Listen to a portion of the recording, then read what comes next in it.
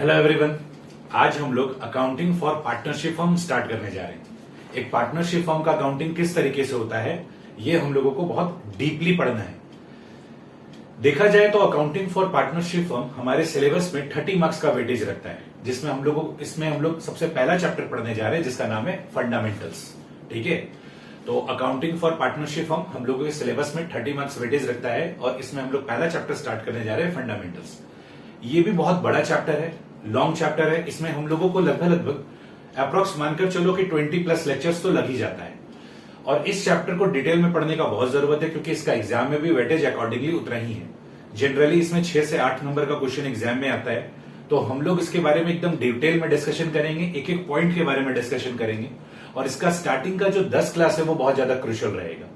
ठीक है, तो आपको बहुत अच्छे से पढ़ाई करना है और ध्यान रखना है कि स्टार्टिंग का 10 क्लास में आप कभी भी ऐसा ना हो कि ऊपरा ऊपरी पढ़ाई कर रहे हो। हम जब आपके साथ डीप डिस्कशन करेंगे तो आपको भी उसको डीपली ग्रास्प करना है। कोई भी डाउट्स होगा तो आपको मेरे साथ डिस्कस करना है एंड सारे के सारे कॉन्सेप्ट्स को अच्छे से मगअप करना है। तो इसका स्टार्टिंग का 10 क्लास बहुत क्रूशियल होगा।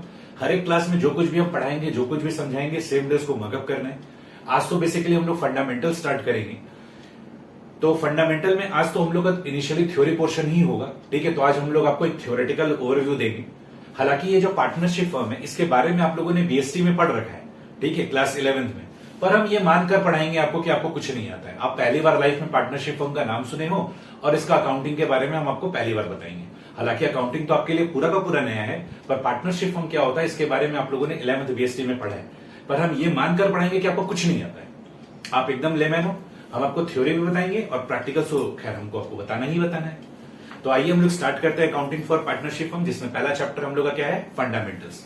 हमने आपको जो नोट्स प्रोवाइड कर रखा है, आइए उस नोट्स को गो थ्रू करते हैं। ठीक है, नोट्स के फर्स्ट पेज में जाइएगा, देखिए वहां पर हमने आपको डेफिनेशंस, मीनिंग, सब कुछ थ्योरी अच्छे से एक जगह सब कुछ लिख कर दिया है। आइए उन सारे के सारे थ्योरीज को देखते हैं। सबसे पहले अकाउंटिंग फॉर पार्टनरशिप फर्म में सबसे पहले तो हम लोग को यह समझना है कि ये पार्टनरशिप का मतलब क्या होता है, what do you mean by partnership, और फिर हम लोग को यह समझना है कि पार्टनरशिप के साथ साथ पार्टनरशिप फर्म का मतलब क्या होता है। देखो बच्चों, जनरली फर्म का मतलब तो बिजनेस ऑर्गेनाइजेशन होता है, जनरली फर्म का मतलब बिजनेस ऑर्गेनाइजेशन होता है, पर अकाउंटिंग फॉर पार्टनरशिप फर्म में जहां जहां फर्म वर्ड आएगा हम लोग समझेंगे यहां पर पार्टनरशिप फर्म के बारे में बात किया जा रहा है। ठीक है, जनरली अगर फर्म बोल दिया तो पार्टनरशिप फर्म, ऐसे फर्म का मतलब पार्टनरशिप फर्म नहीं होता है। फर्म का मतलब तो बिजनेस ऑर्गेनाइजेशन होता है, किसी भी बिजनेस ऑर्गेनाइजेशन को हम लोग फर्म बोलते हैं। ठीक है, बट द थिंग इज कि हम लोग अपने सिलेबस में फर्म का मतलब पार्टनरशिप फर्म समझेंगे। तो सबसे पहले देखिए, हमने आपको पार्टनरशिप का डेफिनेशन दिया है और आपको हर एक थ्योरी को अच्छे से पढ़ना है क्योंकि आपका जो एमसीक्यू क्वेश्चन बनता है वो इन्हीं सबसे बनता है। ठीक है, तो सबसे पहला चीज तो आप यहां पर ये लिखो, ठीक है, कि accounting for partnership firm is governed by the Indian Partnership Act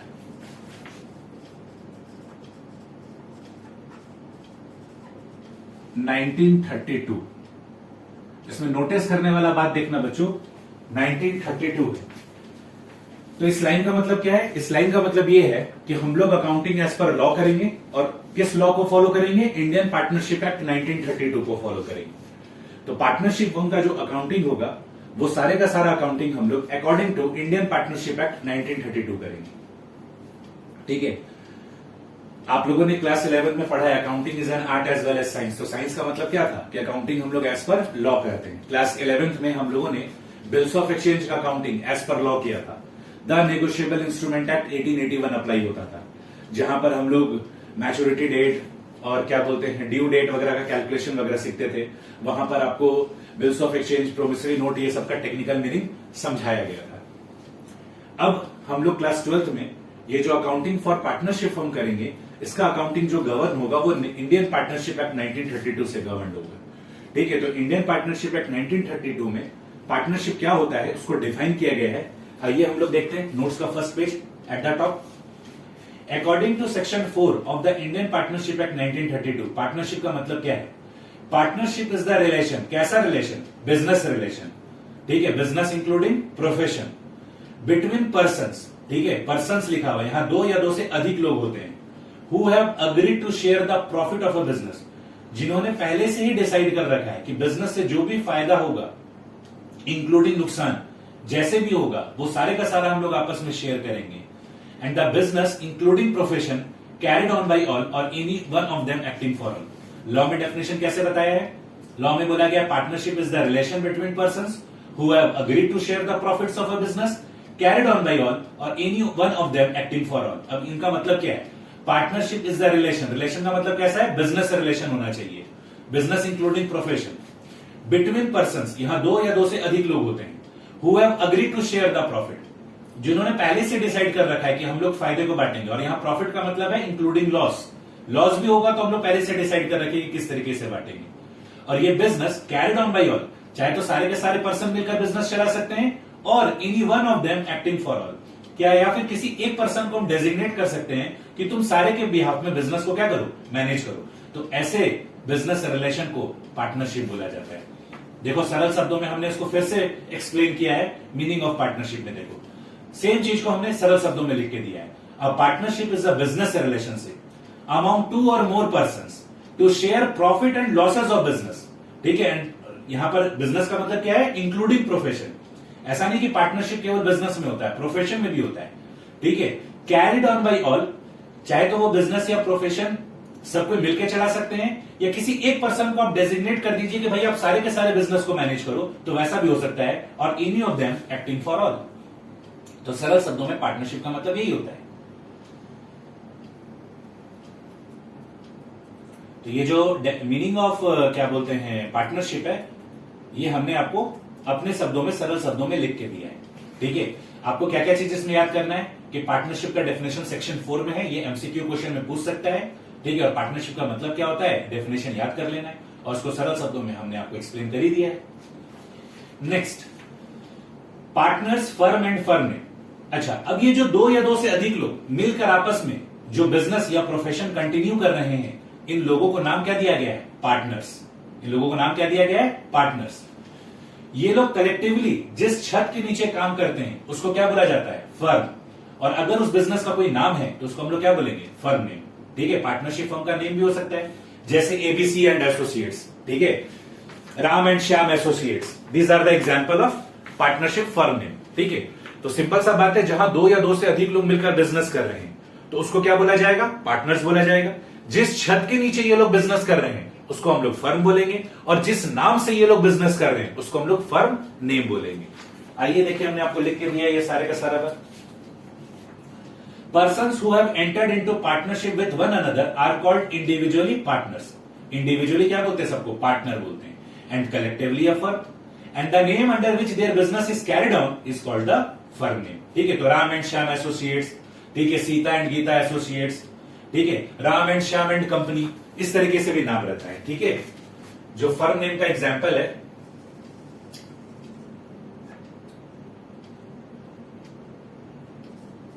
example of firm name, ठीक है, Ram and Shyam associates, Sita and Gita company. बच्चों कंपनी देखकर कंपनी मत समझ लेना, कंपनी का मतलब होता है ग्रुप ऑफ पर्संस। कंपनी का मतलब होता है ग्रुप ऑफ पर्संस। ठीक है, तो प्रैक्टिकल लाइफ में आप पाओगे कि बहुत सारे पार्टनरशिप फर्म है जो इस तरीके से नाम से रजिस्टर्ड भी है। ठीक है, एक्चुअली होता क्या है कि आपको कोई भी अगर बिजनेस करना होता है तो आप अपने लोकल म्युनिसिपैलिटी में अप्लाई करते हो कि हम इस नाम से इस बिजनेस को करना चाहते हैं और इस बिजनेस का ये नेचर रहेगा। तो हम नगर निगम में जाकर अपने आप को रजिस्टर करवाते हैं, तो हम नगर निगम में जाकर रजिस्टर करवाएंगे कि सीता एंड गीता कंपनी के नाम से हम क्या करना चाह रहे हैं? पार्टनरशिप बिजनेस करना चाह रहे हैं। ठीक है, तो ये सब पेपर वर्क होता है, तो उसी को रजिस्ट्रेशन बोला जाता है। तो बच्चों अभी तक हम लोगों ने क्या पढ़ा? सबसे पहला बात हम लोगों ने ये पढ़ा कि पार्टनरशिप फर्म का जो अकाउंटिंग है वो इंडियन पार्टनरशिप एक्ट 1932 से गवर्न होगा। ठीक है, मतलब हम लोग यहाँ अकाउंटिंग एज पर लॉ करेंगे। ठीक है, इसमें ध्यान देने वाला बात 1932 है। ये 1932 पे क्यों फोकस कर रहे हैं थोड़ी देर में हम आपको बताएंगे। दूसरा बात हम लोगों ने ये पढ़ा कि पार्टनरशिप का मतलब होता है जहां दो या दो से अधिक लोगों के बीच में आपस में बिजनेस इंक्लूडिंग प्रोफेशनल रिलेशनशिप होता है, जहां पर पहले से ये डिसाइडेड होता है कि हम लोग प्रॉफिट और लॉसेस को किस तरीके से बांटेंगे, और जहां पर एक पर्सन सारे जहां पर सारे के सारे लोग मिलकर बिजनेस कर सकते हैं, या फिर किसी एक पर्सन को हम लोग डेजिग्नेट कर दे कि भाई तुम सारे के सारे बिजनेस को संभालो, तो उस तरीके से भी पार्टनरशिप बिजनेस किया जा सकता है। ठीक है, ये सब डेफिनेशन को ध्यान से पढ़ना, क्योंकि जब आगे में इस तरीके का क्वेश्चन आएगा तो हम आपको लॉजिक समझ में आएगा कि हाँ ये तो डेफिनेशन में ही हम लोग को अलाउ किया गया है, इसलिए ऐसा हो सकता है। क्योंकि बहुत लोगों को ये लगता है कि पार्टनरशिप का मतलब होगा कि जब दो या दो से अधिक लोग सब कोई मिलकर काम करें, पर ऐसा जरूरी नहीं है। ठीक है, मान लीजिए ए है, बी है और सी है, ये 3 लोग हैं, तो जरूरी नहीं कि ये तीनों के तीनों मिलकर बिजनेस करें। ऐसा भी हो सकता है कि सारे का सारा काम सी को दे दिया गया है, पार्टनरशिप बिजनेस, ए पैसा लगाया, बी पैसा लगाया, सी पैसा लगाया, लेकिन सारा जिम्मेदारी सी को दे दिया गया कि भाई तुम्हें बिजनेस को मैनेज करो।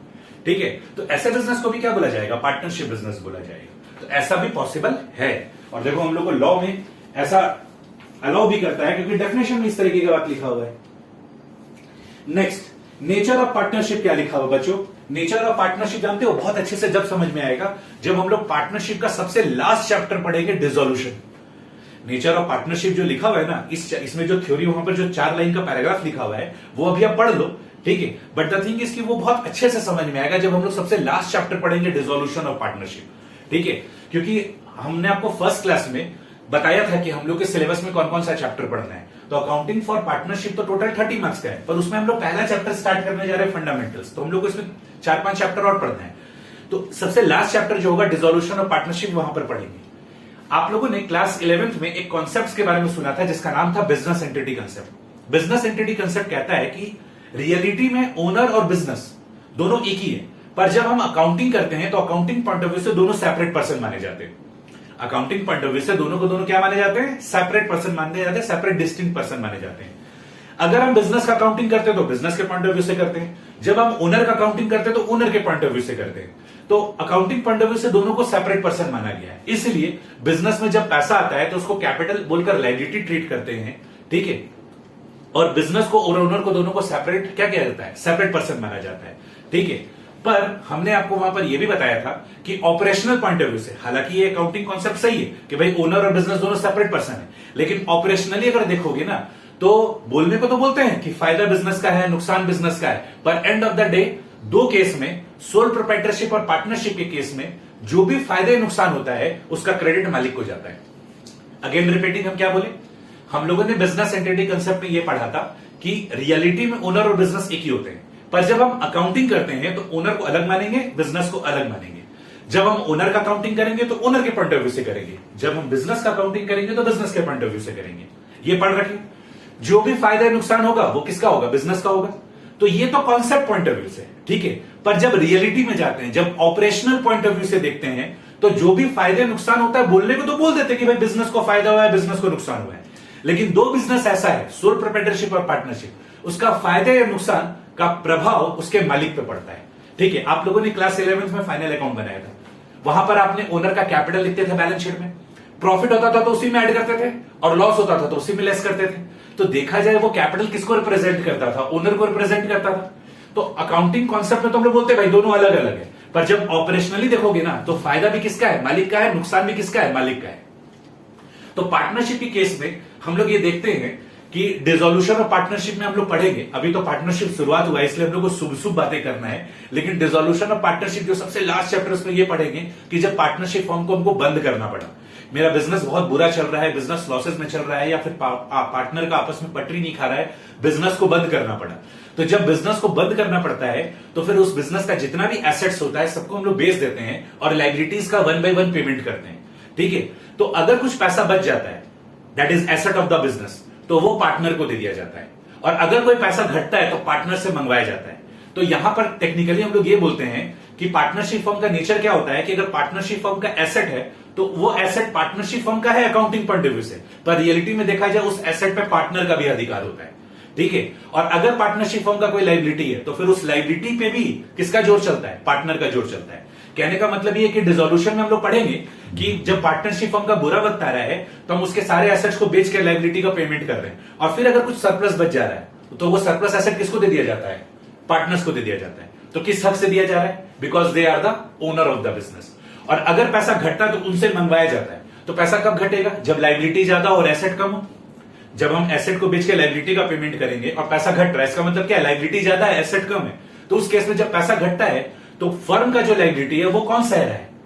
पार्टनर सह रहा है। तो इसके बारे में बहुत ज्यादा परेशान नहीं होना है। समझ में आ रहा है तो ठीक, नहीं समझ में आ रहा तो और भी ठीक, क्योंकि जब हम लोग डिसोल्यूशन पढ़ेंगे तो इस बात को दोबारा उठाएंगे और वहां तो डिटेल में पढ़ना है। तो सिंपली आप ऐसे मानकर चलो कि अकाउंटिंग पॉइंट ऑफ व्यू से पार्टनरशिप फर्म और पार्टनर्स दोनों अलग अलग है। हम लोग अकाउंटिंग पार्टनरशिप फर्म के पॉइंट ऑफ व्यू से करेंगे, ठीक है। बट द थिंग इज कि जो पार्टनरशिप फर्म का एसेट्स होता है उस पे पार्टनर का ज्वाइंट ओनरशिप होता है, मतलब पार्टनर का भी उतना ही अधिकार होता है इन रियलिटी, ठीक है। और साथ ही साथ देखा जाए अगर पार्टनरशिप फर्म का कोई लायबिलिटी है तो उसका भी बोझ किसके ऊपर जाता है? पार्टनर के ऊपर जाता है। तो ये चीज हम लोग वहां पर प्रैक्टिकली करके देखेंगे, कहां? डिसोल्यूशन वाले चैप्टर में। तो वहां पर जब दिखेगा तो दिख जाएगा। फिलहाल आप ये समझो कि नेचर ऑफ पार्टनरशिप में यही कहना चाह रहा है कि अकाउंटिंग पॉइंट ऑफ व्यू से पार्टनरशिप फर्म और पार्टनर अलग अलग हैं, but legal point of view से अगर देखा जाए तो रियलिटी में देखा जाए तो पार्टनरशिप फर्म का जो एसेट होता है उस पर हक पार्टनर का भी होता है, और अगर पार्टनरशिप फर्म का कोई लायबिलिटी है तो उसका बोझ पार्टनर के ऊपर गिरता है, ठीक है। तो ये सारे का सारा चीज हम लोग वहां डिसोल्यूशन वाले चैप्टर में देखेंगे।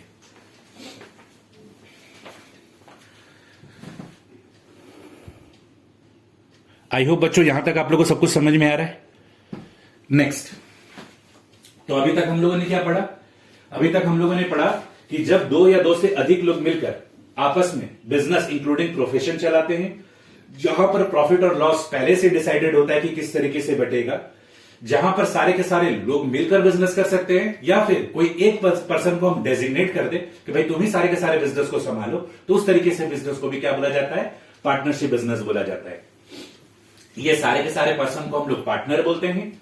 जिस छत के नीचे ये लोग काम करते हैं उसको फर्म बोला जाता है, और जिस छत के नीचे ये लोग काम कर रहे हैं उस फर्म का अगर आप नाम देते हो तो उसको हम लोग फर्म नेम बोलते हैं।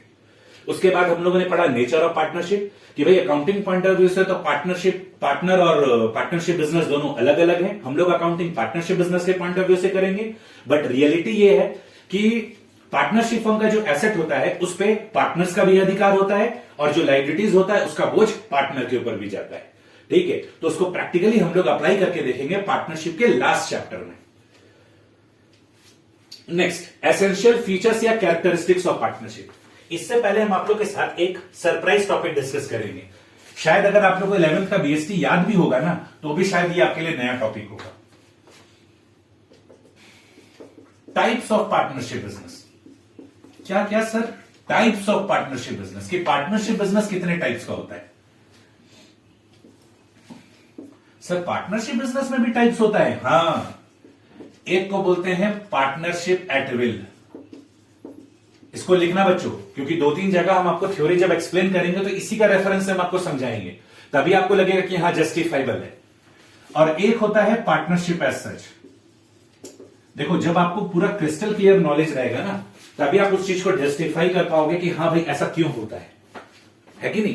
तो आपको तो क्रिस्टल क्लियर नॉलेज होना चाहिए कि भाई पार्टनरशिप बिजनेस में भी टाइप्स होता है। एक होता है पार्टनरशिप एट विल और एक होता है partnership as such. Partnership at will क्या होता है कि आज हम लोग मिलकर पार्टनरशिप बिजनेस कर रहे हैं, बिजनेस को अच्छे से चलाएंगे, बिजनेस को ग्रो करवाएंगे, कल आने वाला जनरेशन इसको कंटिन्यू करेगा, फिर उसका जनरेशन कंटिन्यू करेगा, ये फॉर एवर बिजनेस चलता चला जाएगा। तो जनरली हम लोग का गोइंग कंसर्न अप्रोच होता ही है। हम लोग कोई भी बिजनेस करते हैं तो ये सोच के थोड़ी करते हैं कि आज बिजनेस कर लेते हैं, 2 साल के बाद लिंक का बड़ा ताला खरीद के लाएंगे और ताला मार देंगे। इस तरीके का तो सोचते नहीं ना है। हम लोग तो क्या सोच के बिजनेस करते हैं कि भाई इस बिजनेस को अच्छे से चलाना है, बिजनेस को एक्सपेंड करना है, बिजनेस को ग्रो करवाना है, और फिर इस बिजनेस को हम आज कंटिन्यू कर रहे हैं, कल फिर मेरा आने वाला जनरेशन कंटिन्यू करेगा, ठीक है। तो पार्टनरशिप एट विल मतलब बिजनेस चलता चला जाएगा, चलता चला जाएगा, चलता चला जाएगा। और एक होता है पार्टनरशिप एज सच। पता है इसको रियल लाइफ में क्या नाम से बोला जाता है? ज्वाइंट वेंचर, ठीक है, ज्वाइंट वेंचर, ठीक है। ये स्मॉल ड्यूरेशन पार्टनरशिप होता है। ये हम लोग का स्मॉल ड्यूरेशन पार्टनरशिप बिजनेस होता है। सर क्या ऐसा भी पार्टनरशिप बिजनेस होता है? हाँ, और आपको पता भी, अभी हम एग्जांपल लेंगे ना तो आप बोलोगे हाँ सर ऐसा पार्टनरशिप बिजनेस तो होता है, पर क्या इसको हम लोग ज्वाइंट वेंचर बोलते हैं? हमको ये टेक्निकल वर्ड नहीं पता था। कहने का मतलब, हमको एक बात बताओ, दीपावली के टाइम पे 5-6 फ्रेंड लोग मिलकर पटाखे का दुकान लगाते हैं कि नहीं लगाते हैं? 4-5 फ्रेंड लोग क्या करते हैं? आपस में पैसा कॉन्ट्री करते हैं, 4 दिन के लिए पटाखे का दुकान लगाते हैं, मिलकर पटाखा सेल करते हैं, जो भी प्रॉफिट्स होता है आपस में बांट देते हैं। उस 4 दिन की चांदनी को क्या बोला जाता है? Joint venture. उसको क्या बोला जाता है? Joint venture.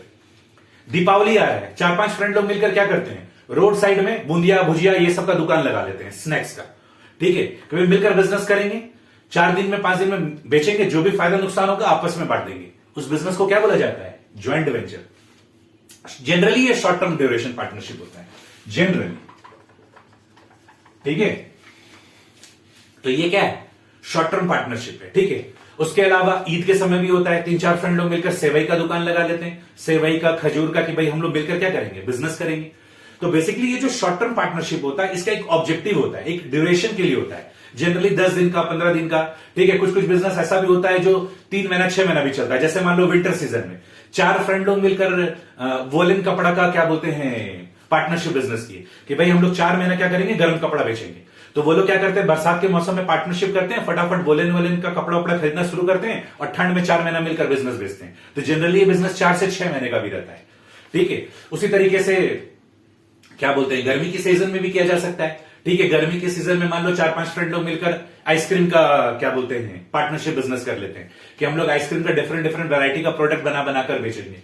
तो ये जो शॉर्ट ड्यूरेशन पार्टनरशिप है, इसका एक खास ऑब्जेक्टिव है, समय खत्म, पार्टनरशिप खत्म। तो वैसे बिजनेस को क्या बोला जाता है? Joint venture.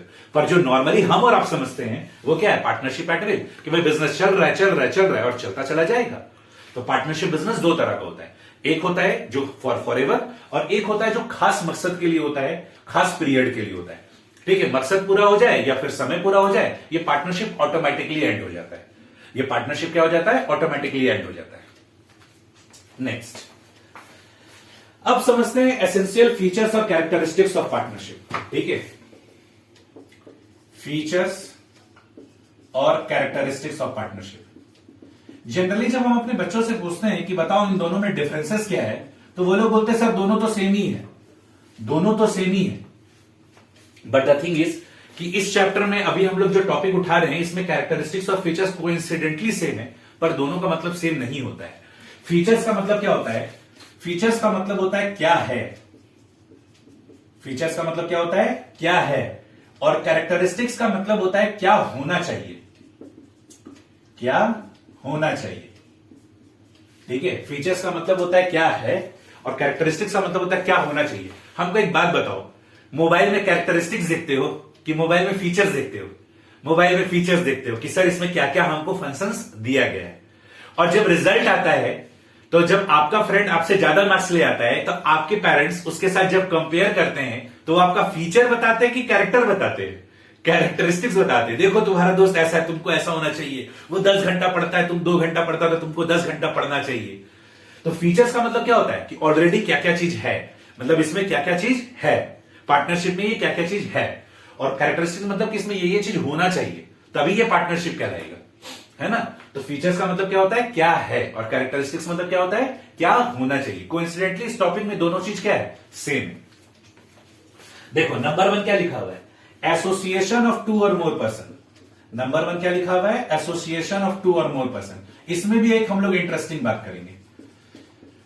कह रहा है कि पार्टनरशिप बिजनेस तब पार्टनरशिप बिजनेस कहलाएगा जब यहां पर 2 या 2 से अधिक लोग हों, ठीक है। मतलब यहां पर minimum number of person, minimum number of person जिनको हम लोग आपस में क्या बोलते हैं? पार्टनर्स, कितने होने चाहिए? 2 होने चाहिए। और यह बात कहां लिखा हुआ है? द इंडियन पार्टनरशिप एक्ट 1932 में लिखा हुआ है। पर पता है मैक्सिमम नंबर ऑफ पार्टनर्स कितने होने चाहिए? यह बात कहां लिखा हुआ है? यह बात इंडियन पार्टनरशिप एक्ट 1932 में नहीं लिखा हुआ है, ठीक है। यह बात कहां लिखा हुआ है? कंपनीज एक्ट 2013 में लिखा हुआ है। देखो मजाक, मतलब ये तो ये हो गया कि मेरे घर का झगड़ा है और सुलह दूसरे घर वाले करवा रहे हैं, जबकि मेरे घर में जो झगड़ा हो रहा है, जो मेरे घर के बुजुर्ग होंगे उसको ना वो मेरे घर के झगड़े को खत्म करेंगे। पर देखो मिनिमम नंबर ऑफ पर्सन 2 होने चाहिए, ये बात तो इंडियन पार्टनरशिप एक्ट में बताया है कि भाई मिनिमम अगर आपको पार्टनरशिप बिजनेस करना है तो 2 लोग होने चाहिए। चलो ये बात तो सही है, लेकिन मैक्सिमम कितने होने चाहिए ये बात पार्टनरशिप में नहीं बताया। और पता है ऐसा नहीं है कि ये मतलब अभी कंपनीज एक्ट 2013 में डाला गया, कभी बताया ही नहीं गया था। देख रहे हो ये लॉ कब का है? 1932। ये 1932 हम बार बार इसलिए बोल रहे हैं ना क्योंकि ये लॉ बिफोर इंडिपेंडेंस का है, ठीक है। और ये लॉ किसने बनाया है? ब्रिटिश लोगों ने, अंग्रेजों ने ये लॉ बनाया है, ठीक है।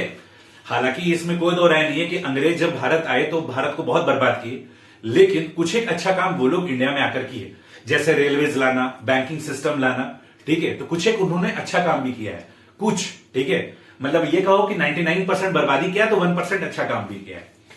तो ये वाला जो लॉ है ना, ये 1932 का, इसलिए तो लॉ में लिखा हुआ था इंडियन पार्टनरशिप एक्ट, ठीक है, क्योंकि उनके जमाने का बनाया हुआ लॉ है। एक्चुअली इंग्लैंड में अलग पार्टनरशिप चलता है, वहां पे चलता है द ब्रिटिश पार्टनरशिप एक्ट 1944, ठीक है, वहां पर दूसरा लॉ चलता है, ठीक है। तो खैर हम लोग उससे क्या मतलब, हमको अपनी कंट्री से मतलब है। तो हमारे कंट्री में इंडियन पार्टनरशिप एक्ट 1932 चलता है और ब्रिटेन का अलग है, ऑस्ट्रेलिया का अलग है। खैर हमको उससे क्या मतलब है, हमको जब रहना यहां का तो हमको यहां के लॉ के बारे में जानना है। और एक चीज आप हमेशा याद रखना, ठीक है, जनरली पूरा ऑल ओवर द वर्ल्ड जितना भी लॉज होता है ना, सब में बेसिकली है ना 70% चीज सेम ही रहता है, ठीक है। इनफैक्ट 60% तो आप मानकर चलो कि सब में कंटेंट सेम ही रहता है। 30-40% सबका अपना अपना इकोनॉमी के हिसाब से लॉ चेंज रहता है, लेकिन 60% कंटेंट सेम ही रहता है, क्योंकि लॉ कोई एक बनाता है, बाकी सब उसका कॉपी पेस्ट कर लेता है। तो हम लोग तो माहिर है कॉपी पेस्ट करने में। हम लोग तो क्या है कि शायद ही कोई ऐसा लॉ होगा जो खुद से बनाए होंगे, नहीं तो सारे का सारा लॉ कॉपी पेस्ट है। कोई यूके का कॉपी पेस्ट है, तो कभी यूएस का कॉपी पेस्ट है, कोई ऑस्ट्रेलिया का कॉपी पेस्ट है, और उसी को हम लोग अपने एनवायरमेंट के हिसाब से मॉडिफाई कर दिए। तो ये वाला जो लॉ है 1932 का है, बिफोर इंडिपेंडेंस का है। और अंग्रेजों ने ये तो बता दिया था कि मिनिमम नंबर ऑफ पर्सन आपके 2 होने चाहिए, ठीक है, लेकिन मैक्सिमम नंबर ऑफ पर्सन कितने हो सकते हैं ये बात नहीं बताया। अर्लियर जब पुराना कंपनीज एक्ट हुआ करता था, अभी जो इंडिया में प्रेजेंटली कंपनीज एक्ट चल रहा है वो चल रहा है द कंपनीज एक्ट 2013, ठीक है। ये कंपनीज एक्ट 2013 चल रहा है, ये इंडिया में लागू हुआ था 1 अप्रैल 2014 को, ठीक है, ये इंडिया में लागू हुआ था 1 अप्रैल 2014 को। इसका नाम कंपनीज एक्ट 2014 नहीं है, कंपनीज एक्ट 2013 है, लेकिन लागू कब हुआ था? 1 अप्रैल 2014 को। इसका कंपनीज एक्ट 2013 इसलिए है ना क्योंकि 28 या फिर 29, कोई एक डेट था, हमको एग्जैक्टली याद नहीं है, अगस्त 2013 को यह लॉ पास हुआ था। जब कभी भी इंडिया में कोई लॉ आता है तो पहले वो लोकसभा में पास होता है, फिर राज्यसभा में पास होता है, और उसके बाद फिर प्रेसिडेंट साहब का ऑटोग्राफ लगता है। तो जब प्रेसिडेंट साहब उसमें साइन कर देते हैं ना, तो फिर वो लॉ इंडिया में एप्लीकेबल हो जाता है, ठीक है। तो ये लॉ कब आया था? आई थिंक 28 से 29, कोई दोनों में से एक डेट था, वो तुम लोग चेक कर लेना गूगल में। तो 28 से 29 अगस्त 2013 को ये लॉ एप्लीकेबल हुआ था इंडिया में, ठीक है। तो ये 28 अगस्त या 29 अगस्त 2013 को ये लॉ प्रेसिडेंट साहब ने साइन किया था, इसलिए इस लॉ का नाम पड़ा कंपनीज एक्ट 2013। पर इसको इंडिया में लागू किया गया था 1 अप्रैल 2014 में। 6 महीने का टाइम दिया गया था सारी कंपनियों को कि आप इस नए लॉ को समझ लीजिए, और इसके हिसाब से आप लोग का जो वर्किंग कल्चर होगा वो इस नए लॉ के हिसाब से होना चाहिए। इससे पहले कंपनीज एक्ट 1956 चलता था, इससे पहले कंपनीज एक्ट 1956 चलता था, ठीक है। तो पुराने लॉज में भी मतलब मैक्सिमम नंबर ऑफ पर्सन कितने होंगे पार्टनरशिप फर्म में, ये शुरू से जिम्मेदारी दिया हुआ है कंपनीज एक्ट को, तो कंपनीज एक्ट में बताया जाता था। तो अभी हम लोग लेटेस्ट बात करेंगे। कंपनीज एक्ट 2013 में जब बना, जब ये 1 अप्रैल 2014 में लागू हुआ, तो इसमें यह लिखा हुआ था कि maximum number of person in a partnership firm 100 से ज्यादा नहीं हो सकते, ठीक है। क्या लिखा हुआ था? Can't exceed 100। लेकिन अभी भी ये लोग लिमिट नहीं बताया, ये लोग बस ये बोल दिया कि 100 से ज्यादा नहीं होने चाहिए। एग्जैक्टली कितने होने चाहिए फिर इन्होंने 6 महीने के बाद बताया कि 50 हो सकते हैं। तो सर हमको क्या याद करना है? आपको ये याद करना है the minimum number of person in a partnership firm as per partnership act is 2, but maximum number of person in a partnership firm as per companies act 2013 is 50, ठीक है। यही बात देखो हम लिख के दिए, सारा स्टोरी देखो लिख के दिए। In order to form partnership, there must be at least 2 person coming together for a common goal. Simple सा बात है, मिलकर बिजनेस कर रहे तो हम लोग का ऑब्जेक्टिव गोल क्या है? कॉमन ही है, मिलकर बिजनेस करना है। The maximum number of person in a partnership firm is not prescribed by the Indian Partnership Act 1932. Section 464 of the Companies Act 2013 empowers the central government to prescribe the maximum number of person in a firm subject to maximum of 100. तो क्या है, companies act 2013 में बोला गया था कि भाई हम सेंट्रल गवर्नमेंट को ये पावर देते हैं कि वो maximum number of person in partnership firm को नोटिफाई कर दे, लेकिन वो 100 से ज्यादा नहीं होने चाहिए। तो बाद में सेंट्रल गवर्नमेंट ने कहा कि maximum number of person in partnership firm कितने होंगे? 50 होंगे। तो देखो लास्ट का 2 लाइन में हम उसको सिंपली लिख दिए हैं in simple word, the minimum number of partners in partnership firm is 2 and the maximum number of partners in partnership firm is 50। तो आपको यही याद करना है, और ये सारा याद करना है कि मिनिमम नंबर 2 होते हैं, मैक्सिमम 100 होते हैं। Maximum number of partnership firm ये आपको पार्टनरशिप एक्ट 1932 में नहीं बताया है, ये बात कंपनीज एक्ट में बताया है। तो ये सारे का सारा चीज आपको याद रखना है, ठीक है। दूसरा क्या लिखा हुआ? दूसरा लिखा हुआ एग्रीमेंट। सेकंड पॉइंट क्या है? एग्रीमेंट। अब आप एक चीज देखो, मतलब अभी हम लोग उसमें जब आप रीड करोगे तो आप पाओगे कि लिखा हुआ है कि हम लोग एग्रीमेंट दोनों तरीके से कर सकते हैं। ओरल भी कर सकते हैं और रिटर्न एग्रीमेंट भी कर सकते हैं।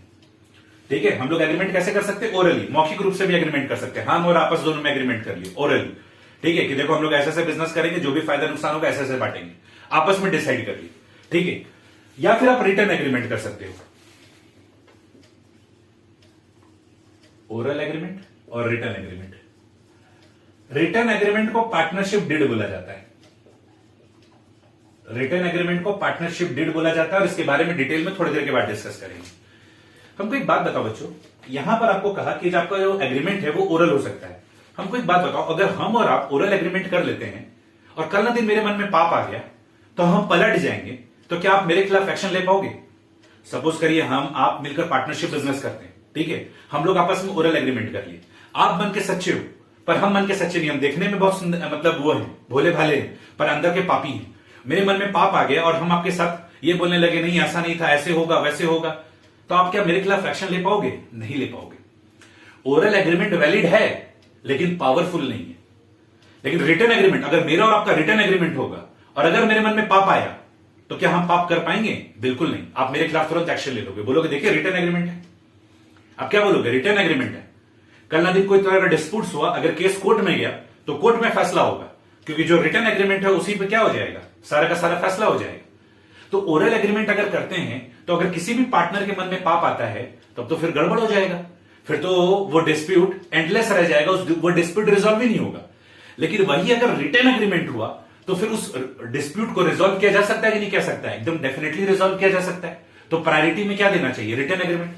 अब मेरा क्वेश्चन ये है कि जब ओरल एग्रीमेंट पावरफुल नहीं है, वैलिड है, पावरफुल नहीं है, और रिटर्न एग्रीमेंट क्या है, वैलिड भी है और पावरफुल भी है, तो लॉ मेकर्स कहते हैं, लॉ मेकर्स कौन? जिन्होंने इंडियन पार्टनरशिप एक्ट 1932 बनाया, इन्होंने कहा कि पार्टनरशिप फॉर्म में आप जो एग्रीमेंट है वो ओरल भी कर सकते हैं और रिटर्न भी कर सकते हैं। हमको एक बात बताओ, क्या वो लोग बेवकूफ थे क्या?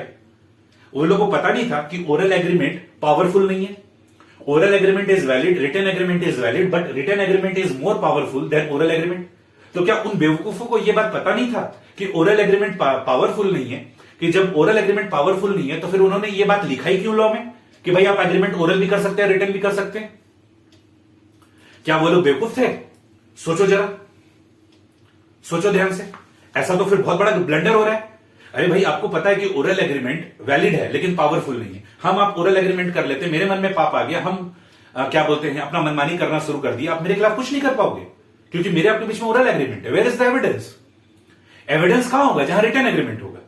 तो ये जो लॉ मेकर्स थे ये तो अजीब बेवकूफ इंसान निकले। इन्होंने तो लॉ जब बनाया तो लिख दिया कि ओरल एग्रीमेंट भी कर सकते हैं, रिटर्न एग्रीमेंट भी कर सकते हैं, जबकि साफ साफ है कि ओरल एग्रीमेंट का तो कोई अस्तित्व ही नहीं है, वैलिड है लेकिन पावरफुल नहीं है। तो ऐसा लॉ बनाकर फायदा क्या होगा? देखो बच्चों, उन्होंने ऐसा लॉ इसलिए बनाया था क्योंकि उनको पता था कि पार्टनरशिप दो तरह का होता है, पार्टनरशिप एज सच और पार्टनरशिप एट विल। तुम सोचो 4 दिन का पटाखे का दुकान का बिजनेस कर रहे हैं। अब अगर हम लोग अगर लॉ में ये बात लिख दिया जाता कि अग्रीमेंट रिटर्न ही करना पड़ेगा, मैंडेटरी है, तो इन लोगों के साथ हार्डशिप होता। तुम सोचो ना, 4 दिन का पटाखे का दुकान का बिजनेस करना है, ठीक है, मान लो 4 जन मिलकर 50,000 रुपए का इन्वेस्टमेंट करके पटाखे का दुकान खोला है कि भाई जो भी फायदा नुकसान होगा हम लोग आपस में बांट लेंगे। अब पार्टनरशिप डीड बनाने के लिए हम लोग को वकील को पकड़ना पड़ेगा, ठीक है, उस वकील से स्टैम्प पेपर में बनवाना पड़ेगा, फिर वकील अपना खर्चा लेगा, एडवोकेट अपना खर्चा लेगा, ठीक है, जो लॉयर होता है वो अपना अलग खर्चा लेता है, एडवोकेट अपना खर्चा अलग लेता है उसको अटेस्ट करने का। तो ये सारे का सारा जो खर्चा आता है, ये सारे का सारा खर्चा करना पड़ेगा और ये सारे का सारा पेपर वर्क में 3-4 हजार रुपए का खर्चा हो जाएगा। मान लो हम छोटा सा बिजनेस कर रहे हैं जिसमें हम 4 दिन में मान लो 40,000 50,000 रुपए कमाएंगे और झूठ मूठ का उसमें 5-10 हजार का खर्चा अगर डाल दिया जाए तो इन लोगों के साथ हार्डशिप हो जाएगा। तो प्रैक्टिकली अगर सोचा जाए तो लॉ मेकर्स के दिमाग में ये चल रहा था कि भाई पार्टनरशिप 2 तरह का है, एक है जो 4 दिन की चांदनी फिर अंधेरी रात, और ये था कि हमेशा हमेशा चांदनी, ठीक है। तो ये जो हमेशा हमेशा चांदनी है तो इन्होंने इन्हीं के ऊपर छोड़ दिया कि जाओ तुमको जैसा एग्रीमेंट करना है वैसे करो। तो प्रैक्टिकल लाइफ में क्या होता है? प्रैक्टिकल लाइफ में यही होता है इन जनरल, ये लोग रिटर्न एग्रीमेंट करते हैं, भाई इनको तो हमेशा हमेशा चलना है, तो कभी भी डिस्प्यूट हो सकता है, कभी भी मन में खटाव हो सकता है, तो ये लोग क्या करेंगे? हमेशा रिटर्न एग्रीमेंट करेंगे, यानी पार्टनरशिप डीड रखेंगे। और ये लोग के पर क्या छोड़ दिया गया कि आप ओरल रखो या रिटर्न रखो। देखो प्रैक्टिकली ये लोग कभी ओरल नहीं रखेंगे, ये लोग को लंबे समय तक बिजनेस करना है, तो ये लोग ओरल एग्रीमेंट करेंगे नहीं। इनके ऊपर छोड़ दिया गया कि तुमको ओरल रखना है तो ओरल रखो, रिटर्न रखना है तो रिटर्न करो। 4 दिन का बिजनेस होगा, ओरल एग्रीमेंट रखेंगे। 6 महीने का, जो विंटर सीजन वाला एग्जाम्पल लिए, 6 महीने का बिजनेस होगा तो ये लोग भी क्या बोलेंगे कि भाई 6 महीने का बिजनेस है, 4 दिन का बिजनेस तो है नहीं भाई, अभी हम लोग को वोलन का कपड़ा वगैरह खरीदना है, फिर कहीं पर हम लोग स्टॉल लगाएंगे, कहीं पर हम लोग ठेला लगाएंगे, वहां पर लगाकर बेचेंगे, ठीक है। तो भाई हम लोग को खर्चा वर्चा आएगा, आपस में कोई तरह का डिस्प्यूट न हो, ट्रांसपेरेंसी रहे, तो भाई हम लोग क्या करें, आपस में रिटर्न एग्रीमेंट कर लेते हैं। तो ये तो पक्का पक्का है कि लोग रिटर्न एग्रीमेंट करेगा, ये लोग प्रैक्टिकली ओरल एग्रीमेंट नहीं करेगा, लेकिन इनके ऊपर छोड़ दिया गया कि तुमको ओरल बनो तो ओरल करो, रिटर्न बनो तो रिटर्न करो। इसलिए लॉ मेकर्स बेवकूफ नहीं थे, उन्होंने सब कुछ सोच रखा था। इसलिए तो हम आपको बताया कि पार्टनरशिप बिजनेस 2 टाइप्स का होता है, ताकि आपको ये बात समझ में आए कि एग्रीमेंट के लिए लॉ मेकर्स बोले कि आप ओरल भी कर सकते हो, रिटर्न भी कर सकते हो, but at the same time oral is valid, return is also valid, but oral is not powerful, return is powerful. तो आपके मन में सवाल आता कि सर जब ओरल एग्रीमेंट पावरफुल ही नहीं है तो लॉ मेकर्स बेवकूफ थे क्या, जिन्होंने लॉ में ये लिख दिया कि आप एग्रीमेंट ओरल भी कर सकते हो, रिटर्न भी कर सकते हो। तो वही हम आपको बता रहे कि वो लोग बेवकूफ नहीं थे, उनको पता है कि पार्टनरशिप बिजनेस 2 तरह का होता है, एक हमेशा हमेशा जाएगा और एक खास मकसद के लिए होगा, खास पीरियड के लिए होगा। तो ये जो खास पीरियड के लिए होगा, इनको फ्री ऑप्शन दे दो कि भाई तुमको चाहे तो ओरल एग्रीमेंट कर लो, चाहे तो रिटर्न एग्रीमेंट कर लो, क्योंकि रिटर्न एग्रीमेंट के लिए भी पेपर वर्क लगता है, खर्चा लगता है। तो भाई ये सब इनका अननेसेसरी पैसा खर्चा ना हो, इसलिए लॉ मेकर्स ने इस तरीके का नियम बनाया। अच्छा, नेक्स्ट क्या लिखा हुआ है, partnership comes into existence by an agreement इधर रिटन और oral, the agreement must be entered into by all the concern person. और देखो हम आपके लिए कुछ नया चीज इसमें डाले हैं, ठीक है। The agreement must be entered into by all the concern person. भाई जो लोग पार्टनरशिप बिजनेस करेगा, सारे के सारे लोगों को क्या करना होगा, आपस में मिलकर एग्रीमेंट बनाना पड़ेगा। And all such person must be competent to contract. और कह रहा है एग्रीमेंट बनाने के लिए सबके सब कॉम्पिटेंट होने चाहिए, मतलब minor, person of unsound mind and person disqualified by any law are not competent to contract as per the provision of Indian Contract Act 1872. Indian Contract Act 1872 एक डिफरेंट लॉ है, उस लॉ में ये बात बोला गया है कि एक माइनर मतलब below 18, person of unsound mind मतलब पगलैट, and person disqualified by any law मतलब इंडिया में जितना भी कोई लॉ है, अगर उस लॉ के तहत किसी पर्सन को डिस्क्वालिफाई कर दिया गया तो ये लोग एग्रीमेंट नहीं कर सकते, ये लोग कॉन्ट्रैक्ट नहीं कर सकते। तो आपको ध्यान देना है कि जिनको भी आप पार्टनर बनाओगे वो माइनर नहीं होने चाहिए, पर्सन ऑफ अनसाउंड माइंड नहीं होने चाहिए, और person disqualified by any law नहीं होने चाहिए, ठीक है। हालांकि माइनर के लिए अलग नियम है, वो नियम क्या है वो थोड़ी देर के बाद डिस्कस करेंगे, आज के क्लास में या तो नेक्स्ट क्लास में हम आपके साथ डिस्कस करेंगे कि माइनर को अगर आप पार्टनर बना लोगे तो फिर क्या होगा, उसके बारे में भी डिस्कस करेंगे, ठीक है। कि अगर आप इन लोगों को माइनर और person of unsound mind in दोनों को तो खैर बोल ही दिया है कि ये लोग कॉम्पिटेंट टू कॉन्ट्रैक्ट नहीं है, तो इन लोग के साथ एग्रीमेंट नहीं करना है, लेकिन फिर भी अगर आप कर लेते हो तो इसका कॉन्सिक्वेंसेस क्या होगा वो हम लोग बाद में डिस्कस करेंगे। हाँ, person disqualified by any law को आप किसी भी कीमत में पार्टनर नहीं बना सकते, अगर इसके साथ पार्टनर बना लोगे तो फिर लॉ का वायलेशन होगा, पेनल्टी लगेगा, जेल वेल हो जाएगा। The agreement among the partner may be for a specific period और अ विल, तो स्पेसिफिक पीरियड मतलब ज्वाइंट वेंचर, और या फिर एग्रीमेंट क्या होगा, हमेशा हमेशा के लिए होगा। अच्छा, बिजनेस कैसा होना चाहिए, लॉफुल बिजनेस होना चाहिए। आपका जो थर्ड पॉइंट है वो क्या है, बिजनेस क्या होना चाहिए, लॉफुल होना चाहिए, ठीक है। लॉफुल बिजनेस का मतलब पार्टनरशिप ऐसा नहीं होना चाहिए कि चलो हम और आप मिलकर किडनैपिंग का बिजनेस करते हैं, हम और आप मिलकर ड्रग्स का बिजनेस करते हैं, तो इस तरीके का पार्टनरशिप बिजनेस नहीं होना चाहिए। लॉफुल बिजनेस होना चाहिए कि चलिए हम और आप मिलकर ग्रोसरी का शॉप खोलें, हम और आप मिलकर मेडिसिन सप्लाई का काम करें, हम और आप मिलकर कोचिंग इंस्टीट्यूट का सर्विसेज प्रोवाइड करने का काम करें, मतलब कुछ भी करे लॉफुल होना चाहिए। ऐसा नहीं कि चल भाई मिलकर हम लोग किडनैपिंग का काम करते हैं। एक पुराने जमाने में दिखाता था ना कि हम ओमनी का गाड़ी चलाएंगे, ठीक है, और आप लोग में से जो 2 लोग होंगे उसमें एक जन ओमनी के साइड में बैठ के गेट खोलेगा और एक जन पिस्तौल लगाकर उसको पीछे से धक्का देगा। तो वो सब काम, उस टाइप का पार्टनरशिप बिजनेस एग्रीमेंट नहीं होना चाहिए। The partnership business must be form to carry lawful business, it must be carried with an intention to earn profit, और नियत भी साफ होना चाहिए कि भाई पैसा कमाने के लिए बिजनेस कर रहे हैं, ठीक है। ऐसा नहीं कि भाई आ तो गए हैं मिलकर अब इस पार्टनरशिप बिजनेस को बर्बाद करेंगे। प्रॉफिट शेयरिंग, ये भी इसका एक फीचर्स या कैरेक्टरिस्टिक्स बोलो होता है। There must be an agreement among the partner to share the profit and losses of a business, ठीक है, कि प्रॉफिट और लॉस कैसे बटेगा इसका भी आपस में एक एग्रीमेंट होना चाहिए, ठीक है। और सबसे इंटरेस्टिंग बात क्या है बच्चों, जानते हो कि आप प्रॉफिट शेयरिंग रेशियो अलग रख सकते हो, लॉस शेयरिंग रेशियो अलग रख सकते हो। जैसे मान लीजिए A, B, C 3 पार्टनर है, ठीक है, तो हम लोग ऐसा डिसाइड कर सकते हैं एग्रीमेंट के तहत कि प्रॉफिट तो बांटेंगे इक्वली, ठीक है, 1/3 1/3 1/3, लेकिन अगर लॉस होगा तो उसको 2:2:5 के रेशियो में बांटेंगे। तो इस टाइप का भी एग्रीमेंट कर सकते हैं, ठीक है, 2:2:5 एग्रीमेंट, मतलब प्रॉफिट शेयरिंग रेशियो अलग हो, लॉस शेयरिंग रेशियो अलग हो, ये भी हमको अलाउ किया गया है। लेकिन there must be an agreement, कि एग्रीमेंट होना चाहिए कि भाई फायदे नुकसान हम लोग किस तरीके से बांटेंगे। तो देखिए यहां क्या लिखा हुआ है, रीड करिए उस पॉइंट को।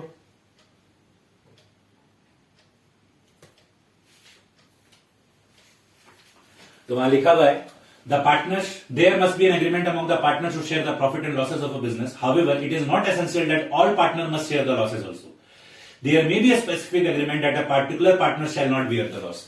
तो प्रॉफिट शेयरिंग लॉस अलग हो सकता है, लॉस शेयरिंग रेशियो अलग हो सकता है, या फिर ऐसा भी हो सकता है, या फिर ऐसा भी हो सकता है कि प्रॉफिट होगा तो ए बी एंड सी में बटेगा, अगर लॉस हुआ तो केवल ए और सी में बटेगा।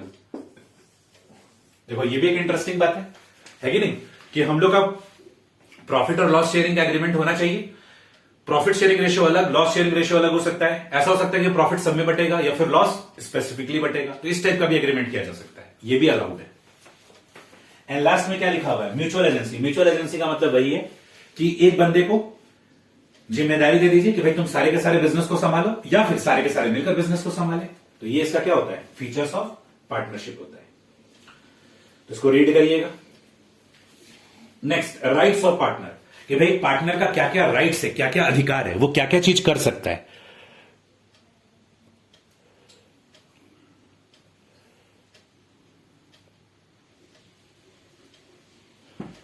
तो आइए राइट्स ऑफ पार्टनर देखते हैं। Every partner has a right to, क्या क्या राइट है, participate in the management of the business, कि भाई बिजनेस में क्या चल रहा है, भाई हम पैसा लगाएं, मिलकर बिजनेस करेंगे, हमको हक है कि हम इस बिजनेस के मैनेजमेंट में पार्टिसिपेट कर सकते हैं। B consulted about the affair of partnership business, क्या चल रहा है, क्या प्लानिंग चल रहा है, सबके बारे में उसको पता होना चाहिए। Inspect the books of accounts and have a copy of the same, भाई हिसाब किताब सही से हो रहा है कि नहीं हो रहा है, भाई प्रॉफिट शेयरिंग अच्छा से बट रहा है कि नहीं बट रहा है, हिसाब किताब प्रॉपर हो रहा है कि नहीं हो रहा है, उसका अधिकार है कि भाई हमको जानना है कि हिसाब किताब प्रॉपर हो रहा है कि नहीं हो रहा है। उसका एक कॉपी भी हमको दे दो कि हम अपने पास रिकॉर्ड के तौर पर रखेंगे कि भाई हिसाब किताब प्रॉपर हुआ कि नहीं हुआ। शेयर प्रॉफिट और losses with others in the agreed ratio, ये भी पार्टनर का अधिकार है कि भाई फायदे और नुकसान भी हम लोग क्या करें, बांटे। ये इंटरेस्टिंग बात है, पॉइंट नंबर ई ऑनवर्ड सारा इंटरेस्टिंग बात है। Receive interest on such amount which has been contributed by way of advance और लोन। देखो बच्चा, अकाउंटिंग पॉइंट ऑफ व्यू से पार्टनरशिप फर्म और पार्टनर अलग अलग होंगे। रियलिटी में तो पार्टनर क्या है, ओनर है, they are the owners of the business, पर अकाउंटिंग पॉइंट ऑफ व्यू से तो दोनों अलग अलग है। अगर पार्टनर पार्टनरशिप फर्म को पैसा दे रहा है तो हम लोग उसको क्या बोल रहे हैं, कैपिटल। अगर पार्टनर ओनर, आप लोग क्लास 11 में क्या पढ़े, ओनर अगर बिजनेस में पैसा डाले तो बिजनेस उसको क्या बोलता है, कैपिटल। तो पार्टनर क्या है, owner of the partnership firm. अगर ये लोग पैसा डाले तो पार्टनरशिप फर्म क्या बोलेगा, कैपिटल। ऐसा भी हो सकता है कि ये लोग कैपिटल के नाम पे नहीं, लोन के नाम पे पैसा दे, ठीक है, कि भाई हम कैपिटल के नाम पे पैसा नहीं देंगे, कैपिटल के नाम पे जितना पैसा देना था दे दिए, अब अगर पैसा चाहिए तो हम लोन के रूप में देंगे। सर पार्टनर पार्टनरशिप फर्म को लोन के नाम पे पैसा देगा और पार्टनरशिप फर्म लोन ले भी लेगा, हाँ ले लेगा। देखो जैसे मान लीजिए पार्टनरशिप फर्म के पास कोई ऐसा एक अपॉर्चुनिटी है जिसको डील करने के लिए 10 लाख रुपए का जरूरत है। अब कोई पार्टनर बोला कि हम लोन के रूप में देंगे, तो हम बोलेंगे दे दो, क्योंकि अगर वो 10 लाख रुपए पार्टनरशिप फर्म में नहीं है, अगर हम बैंक से लोन लेते हैं तो मान लो मेरा रेट ऑफ इंटरेस्ट लगता है 18%। रेट ऑफ इंटरेस्ट कितना लग रहा है, 18% लग रहा है, ठीक है। हमको 10 पार्टनरशिप फर्म को 10 लाख रुपए चाहिए, रेट ऑफ इंटरेस्ट 18% लगेगा, तभी वो लोन लेकर वो बिजनेस कर सकता है, तभी वो लोन लेकर वो पर्टिकुलर काम कर सकता है। पार्टनर बोला अरे बैंक से लोन मत लो, हम 10 लाख रुपए का लोन दे देते हैं, हमको 10% इंटरेस्ट दे देना, तो पार्टनरशिप फर्म क्या करेगी, दे देगी, ठीक है भाई लोन दे दो, 10% का इंटरेस्ट दे देंगे। तो वही चीज लिखा हुआ है, तभी तो पार्टनरशिप फर्म को फायदा होगा ना, कहां बैंक को 18% देना पड़ेगा, पार्टनर को 10% देना पड़ेगा। तो वही लिखा हुआ है कि पार्टनर का अधिकार है कि अगर वो लोन या एडवांस के रूप में अगर पैसा कंट्रीब्यूट किया है तो उसको अधिकार है कि वो इंटरेस्ट मांग सकता है। Next, act in case of emergency according to his best judgment and be indemnified for the expenses incurred by him. देखो बच्चों यहां पर क्या लिखा हुआ है, जैसे मान लीजिए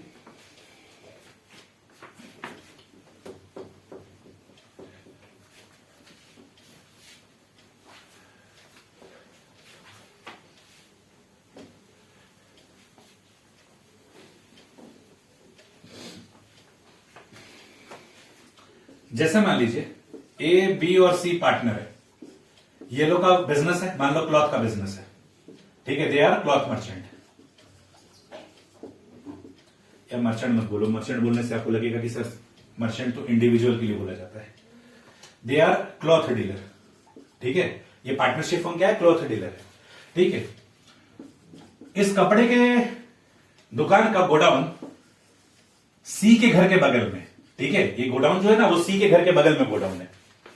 अब मान लीजिए रात में गोडाउन में आग लग गया, तो हमको एक बात बताइए, सी क्या करेगा? पहले ए को फोन करेगा, ए अरे देखो ना घर के बगल में जो गोडाउन था ना उसमें आग लग गया, फायर एम्बुलेंस वाले को बुलाए क्या, दमकल को बुला के बुझाए क्या?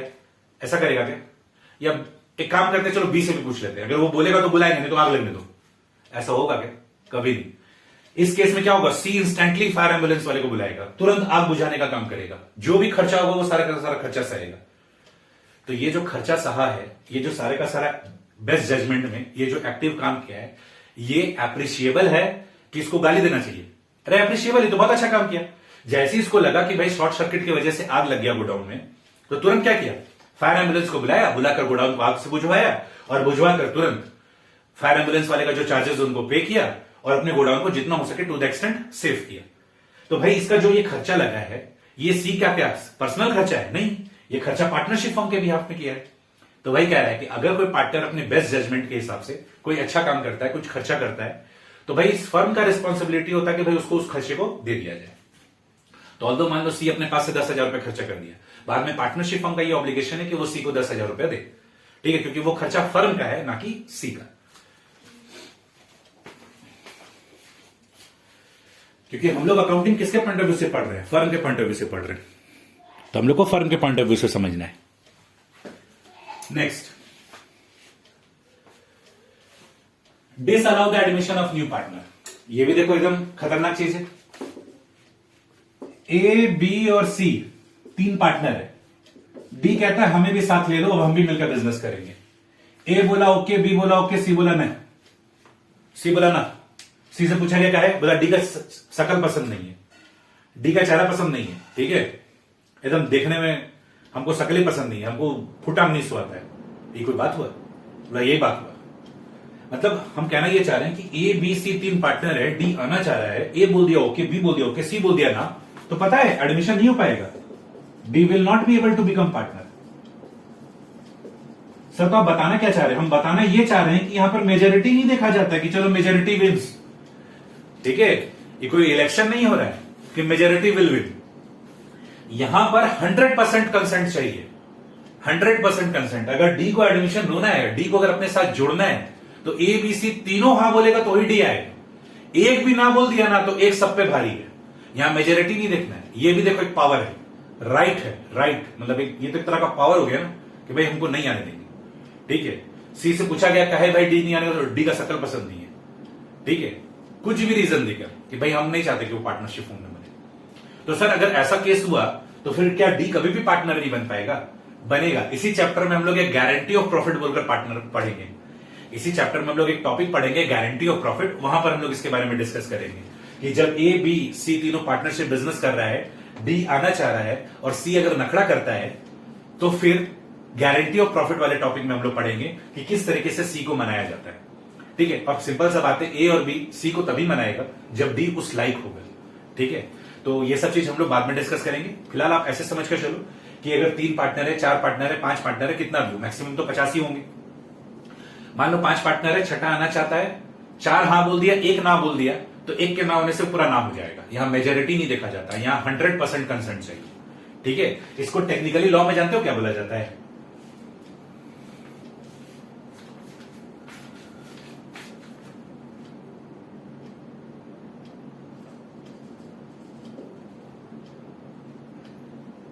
Omni consent. इसको टेक्निकली लॉ में क्या बोला जाता है? Omni consent. मतलब जब आप पार्टनरशिप लॉ पढ़ोगे ना तो वहां पर लिखा हुआ मिलेगा ओमनी कंसेंट। तो आप बोलोगे ओमनी कंसेंट क्या होता है? मेरा तो खैर पढ़ा हुआ है, ठीक है, क्योंकि हम तो सीए में पढ़ रखे हैं, इसलिए हमको पता है। नेक्स्ट, अच्छा क्या लिखा हुआ है? Every partner has a right to retire from the firm after giving a proper notice, ठीक है। अच्छा बच्चों, रिटायर का मतलब क्या होता है? रिटायर का मतलब ये कतई नहीं होता है कि 65 प्लस हो गया तो रिटायर हो गया। This is one of the logic कि हम रिटायर हो रहे हैं। रिटायर शब्द का मतलब ये नहीं होता है। रिटायर शब्द का मतलब होता है लीविंग एन ऑर्गेनाइजेशन। मान लीजिए हम 30 साल के हैं, ठीक है, सपोज हम 30 साल के हैं, हम एक बिजनेस में काम किए 10 साल तक, अब हमको माने कि भाई उस बिजनेस को छोड़ देने के लिए, तो हम उस बिजनेस को अगर छोड़ देते हैं तो उसको क्या बोलेंगे? रिटायरमेंट। तो रिटायरमेंट का मतलब ये नहीं होता 65 के हो गए या 60 के हो गए तो बिजनेस अब हम अलग हो जा रहे हैं, रिटायर हो जा रहे हैं। रिटायरमेंट का मतलब होता है लीविंग एन ऑर्गेनाइजेशन, तुम उससे अपना नाता छोड़ रहे हो, तो उसको रिटायरमेंट बोला जाता है। तो जैसे मान लो एबीसी 3 पार्टनर है, मिलकर बिजनेस कर रहा है, सी अलग होना चाहता है तो हो सकता है, लेकिन उसको नोटिस देना होगा। प्रैक्टिकल लाइफ में हम आपको अभी बता रहे हैं, हालांकि हमको पता है इससे रिलेटेड भी एक चैप्टर है रिटायरमेंट ऑफ पार्टनरशिप, जब वहां पूछेंगे तो आपको शायद ही याद रहे, लेकिन वहां पर भी हम दोबारा बताएंगे। प्रैक्टिकल लाइफ में 6 महीने का नोटिस दिया जाता है, 6 मंथ नोटिस, मतलब मैक्सिमम पीरियड जो नोटिस का होता है वो 6 मंथ होता है, ठीक है। मतलब ए बी सी मिलकर बिजनेस कर रहा है, सी रिटायर होना चाहता है, तो वो मैक्स टू मैक्स कितने महीने का नोटिस देगा? 6 महीने का, कि भाई 6 महीने के अंदर अंदर आप लोग अपना देख लीजिए, हम 6 महीने के बाद अलग हो जाएंगे।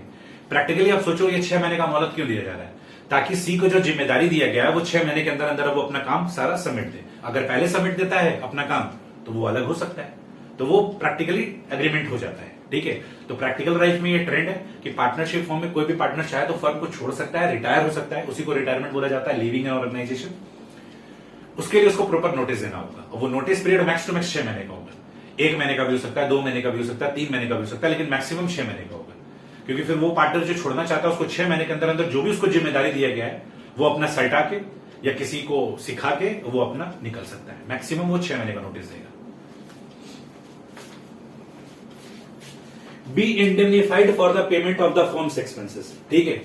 अब जैसे मान लीजिए हमने कोई कैश ऑन डिलीवरी ऑर्डर कर रखा है, फर्म में एबीसी 3 पार्टनर है और फर्म ने कैश ऑन डिलीवरी कोई प्रोडक्ट मंगा रखा है, ठीक है।